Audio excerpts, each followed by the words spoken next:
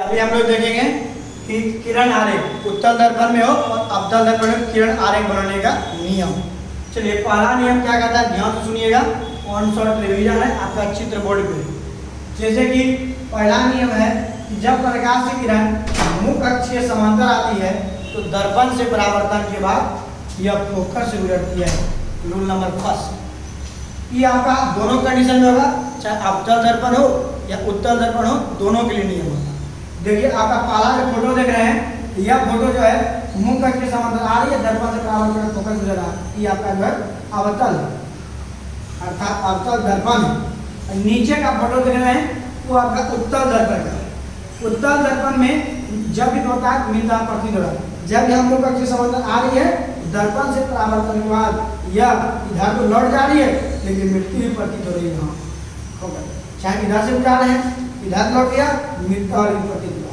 नियम नंबर 1 यही कहता है, जब प्रकाश किरण मुख्य अक्ष के समांतर आती है, दर्पण से परावर्तन के बाद जब फोकस से मिलती है। पहला नियम खत्म। नियम नंबर 2, जब प्रकाश किरण अनंत से आती हुई प्रकाश किरण जब वक्रता केंद्र से आती है, जब प्रकाश की किरण वक्रता केंद्र से आती है तो दर्पण से परावर्तन के बाद यह किरण जो है खुद जिधर आई वही माध्यम में लौट जाएगी। इधर से आई, इधर जाएगी, तो वक्रता केंद्र से आती हुई प्रकाश किरण दर्पण से परावर्तन से फिर पुनः उसी माध्यम में लौट जाती है।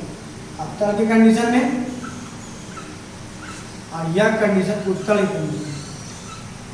ठीक, उत्तल कंडीशन देखिए यहाँ आ रही है दर्पण प्रकाश किरण, ठीक है, वक्रता केंद्र से मिलती हुई प्रतीत होगी। नियम नंबर 3, जब प्रकाश किरण ध्रुव से आती है, दर्पण से परावर्तन के बाद यह परावर्तित हो जाएगी। जब प्रकाश किरण जो है ध्रुव से आती है तो परावर्तन के नियम का पालन करते हुए यह परावर्तित हो जाती है। इधर से आया, इधर से आया, इसमें परावर्तन में पड़े थे, बीच में अभिलंब हो गया। उसी प्रकार देख लीजिए आप उत्तल दर्पण के लिए।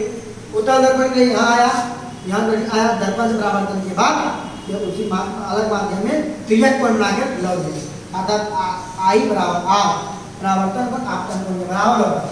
और यहाँ जब प्रकाश, इसका उल्टा, जब प्रकाश किरण फोकस से आती है तो दर्पण से परावर्तन के बाद यह मुख्य अक्ष से समांतर हो जाती है। इसमें देख लीजिए कंडीशन। अब उत्तल के लिए कंडीशन देख लीजिए।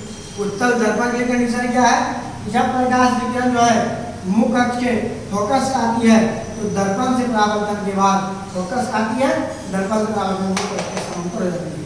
ठीक, अब अभी तक जो लोग देखे यह प्रकाश के परावर्तन का बनाने का, किरण आगे बढ़ने का नियम था। एक उत्तल के लिए, एक अवतल के लिए। और गोलीय दर्पण दो ही प्रकार के होते हैं। अगर आपसे अवतल दर्पण की बात करें तो उसमें प्रतिबिंब वास्तविक बनेगा और आभासी भी बनेगा। जब जब जो प्रतिबिंब आभासी बनेगा तो याद रखिए प्रतिबिंब सीधा बनेगा। जब जब प्रतिबिंब वास्तविक बनेगा तो याद रखिए प्रतिबिंब उल्टा बनेगा। और उत्तल के लिए याद रखिएगा, उत्तल में सदैव आभासी प्रतिबिंब बनता है। आभासी को देख काल्पनिक, जब आभासी बनेगा तो प्रतिबिंब सीधा बनेगा। और हम कल के वीडियो में देखेंगे कि इसमें कौन सा प्रतिबिंब रखेंगे, कहाँ बनेगा, फोकस पर रखेंगे तो कहाँ बनेगा, वक्रता केंद्र पर रखेंगे तो कहाँ बनेगा।